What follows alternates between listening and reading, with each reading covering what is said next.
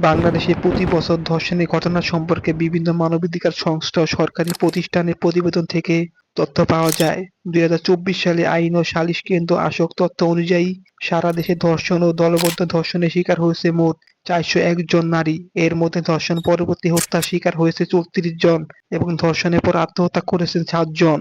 ২০২৩ সালে বাংলাদেশ মহিলা পরিষদের তথ্যমতে মোট ২,৯৩৭টি নারী নির্যাতনের ঘটনা ঘটেছে, যার মধ্যে ৬৩৯ জন ধর্ষণের শিকার হয়েছে। এর মধ্যে ৪৩১ জন কন্যা ও ২০৮ জন নারী।